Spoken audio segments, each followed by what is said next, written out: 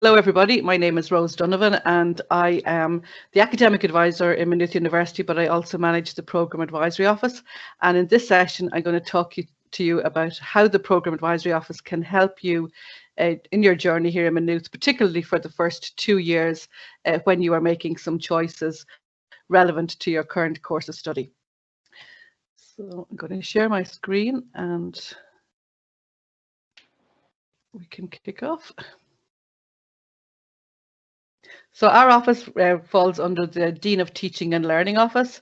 And for those of you when you were on campus, the Programme Advisory Office is usually located in Rowan House, but some of you may have heard me saying there that I'll be working remotely for the first semester. So at the end, I'll give you the email and how you can actually contact us. Okay. So what can we help you with? We can help you with the choices that you have within your programme here at Maynooth University and how to get the most out of your time during the course of your studies here. So we refer to the course that you've chosen as your programme, and hence the office is called the Programme Advisory Office. So it can talk to you about the options you have within your current course. So what do you get to choose? So you've already chosen your programme. So when you made your application through the CAO and you made your choices in the order you made them in, the offer you've got, which was dependent on those choices, and the programme you are now here, the programme you're now offered a course on is what you are going to stay with here with us in Maynooth. Within that programme, we have what we call subjects, so it's broken down into subjects. Those subjects then have modules, and those modules are the classes that you attend or the lectures that you attend. During the course of your time here over the 3 or 4 year degree, depending on which one you've chosen, you will get an opportunity to volunteer. And we have a volunteer office on campus. It's a part of the Student Engagement Office, and we have a volunteer society in the Students' Union as one of their societies. You get to study abroad. And studying abroad, if you decide to go and do a year abroad, your degree then becomes an international degree. So if you've chosen to do the BA degree, your title of the degree then changes to BA International. Likewise, if you're doing a science degree, your science degree would change to BSc Science International. So that's if you decide to do the Erasmus year or the study abroad, either in Europe or far afield. We have many partner universities around the world, so you can study in one of those, and you usually would do that between 2nd and 3rd year of your programme. The student activities, which there are many, and the Students' Union would have talked to you about the different clubs and societies that are available, or they'll be talking to you in the course of the Launchpad if they haven't already done so. And there are plenty of student activities available, but there's also student activities that are available that you can link into your programme. And we have our Spur programme, which is where you can sign up to do some research, a 6-week research during the summer months, and that again, you know, will help you in your study, and you can get a certificate for that. And finally, there are some research. So when you go into 3rd year, depending on your subjects, you may have to do a thesis, and that thesis then will require some research. And as you progress after your undergraduate degree, you can then opt to do a master's, either a taught master's or a research master's. And some students prefer the research master's because they're researching the topic that they really have huge interest in, and that you don't have to attend as many lectures. So there it is. So you have your program, which you're all registered for. It's broken into subjects. The subjects then are broken into modules for which you attend the classes or the lectures. You'll get an opportunity to volunteer. You can also study abroad if you decide to do that between year 2 and 3. There's plenty of student activities on campus. And as part of your undergraduate, depending on your subjects, you can do some research in final year, or you can do it as part of a master's programme afterwards. So your choices at Maynooth, you know, in your BA degree, you get to choose a combination of maximum of 4 subjects from 37 subjects we have on offer. In your science degree, you must choose maths, and then you choose 3 other subjects from the subjects that are available. Then when you progress into 2nd year, any of the students who come in the generalized entry, they can specialize later. So if you come into the MH101, you can, for students, we'll say, I've had several queries in the last 2 days about students who didn't get the points to do law or didn't get the points to do business management. So they will come in through, and they've got an offer for arts. So in arts, you can make sure you make the right choices in 1st year, and then you can switch into the the degree you want in second year once you meet the entry requirements.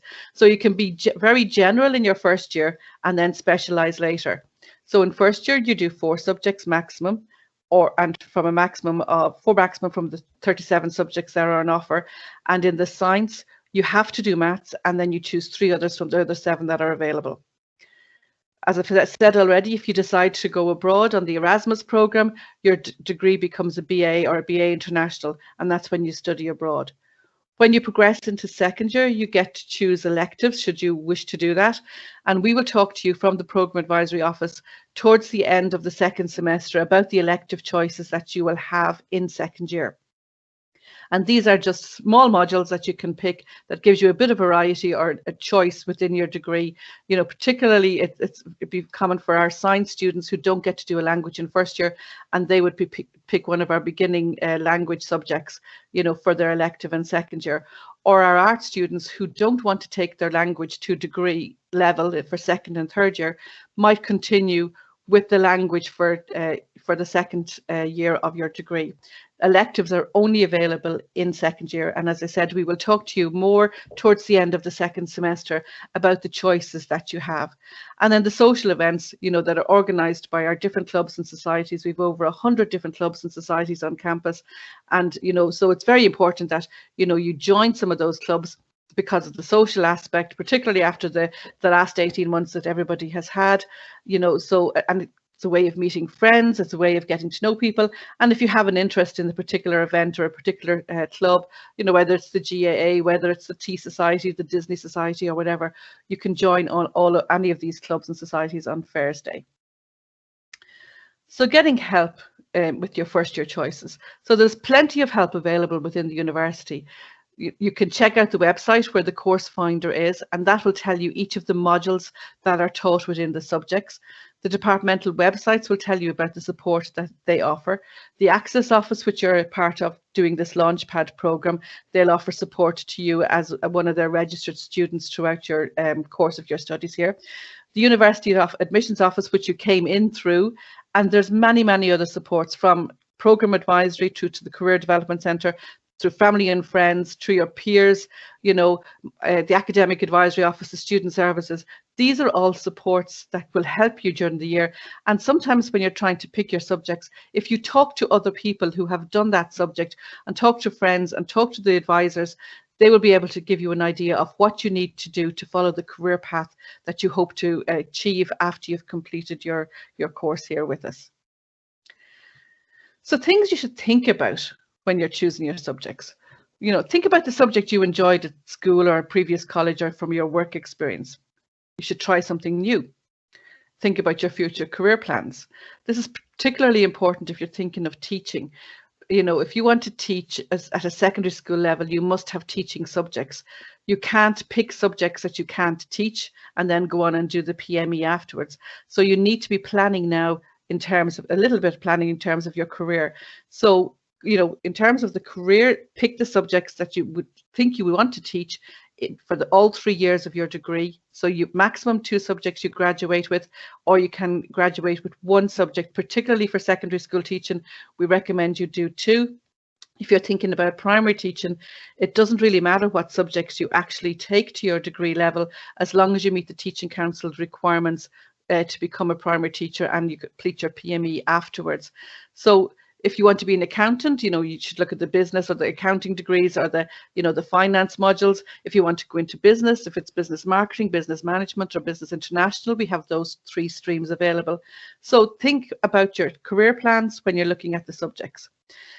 Go to the subjects talks, or hopefully you've attended some of the subjects talks that were available during this week, and there'll be some more available next week, and the majority of them are already available on the My Maynooth website as recorded talks. You know, and if you're excited by the content and you want to find out more, you can email the lecturer or the department directly. And remember, you can always change your mind.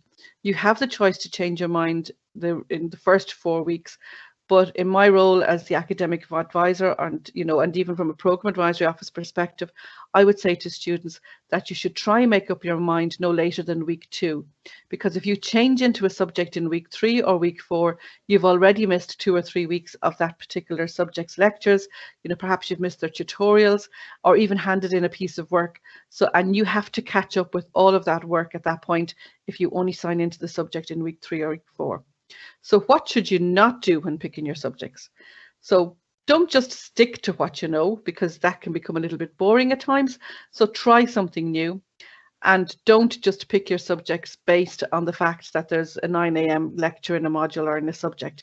I've seen that students do that in the past. So if you have an interest in the subject, you won't mind going to that 9 a.m. lecture. Or if it's relevant to your career path that you want to follow, pick that subject. So don't just say, well, I'm not doing that because it has a 9 a.m. lecture on Monday or it has a 9 a.m. lecture on Friday. So make sure you pick what you've enjoyed in school, what you've an interest in, and what's relevant to your career path. Okay. So things to remember this week and throughout the year is, like, the degree is the key to unlocking your potential, and the degree mark you get will unlock the doors to allow you proceed into postgraduate study, and then go follow on into your career path. It's okay not to know what you actually want to do at this stage, and that you have options. If you've come into the arts degree because you're not quite too sure what it is you want to do, then that's okay, because you've chosen a very general degree that can open several doors once you've picked the subject combination that you think will get you on the different routes you may be considering. And we're delighted that you've chosen Maynooth. So we're here as part of the support services to help you on that road to your desired career path and to achieve your full potential, and to support you along that bumpy route that some of you may have at times. Like, it's not all going to be an easy ride for everybody. Some people will experience anxiety, some people will experience bumps in the road, whether it's their personal life or whatever might have an impact on how you perform academically. So it's good to know that we're all here to help you. So if you reach out to us, if you're having any difficulties, we will help you. So how can you contact us? So in the Programme Advisory Office, where the staff are available on Tuesday, Wednesday and Thursday each week during term. We're currently working remotely, so we have a web form on our webpage. Our email address is program.choices@mu.ie. We recommend that you download the Teams app, because we can call you back via Teams, or we can call you back on your phone if you want. That's our web page. And we also recommend that you keep an eye on our COVID-19 information web page, where it's any updates, or it's updated regularly, or any new updates will be available on that page. So I'll just thank you for listening, and that's my presentation. In terms of the next 3 slides, these are slides that the Access Office have asked me to show you. The first one is the 1916 bursary, which is a bursary that's available to students whose, you may be eligible if your income in the house doesn't exceed 24,500, if you belong to one of the target groups, or you're a first-time applicant to full-time or part-time education. And the closing date for this 1916 bursary is the 15th of October, 4 p.m. on the 15th of October. And it's really, really valuable scholarship, a bursary. It's worth 5,000 per year, and that's a huge amount of money as a student to pay. Okay, if it doesn't affect your SUSI grant. So if you've got a SUSI grant, that's 5,000, and that would pay for your living expenses, your traveling, your food. May not pay for the extortionate rent that's currently being charged, but it's very, very worth applying for if you meet that criteria, and you can talk to the Access Office about that. These are the supports that are available within Maynooth. So we have a mathematics support centre. You will be assigned your MAP advisor. We have our student budget office.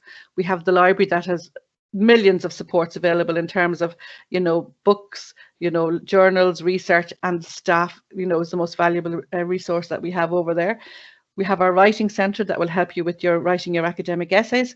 And then we have Student Central, where your academic supports within the Access Office are available to you as well. And two other things we have is the technology transition program. So that's group training sessions through September to prepare students for the online academic environment. And the website is there. I could talk to the Access Office about it. And also the laptop loan scheme that's available to students. So students may be eligible to receive a laptop on a long-term loan basis at no cost to you. So it's important to check that out. Okay, so I'm going to stop sharing.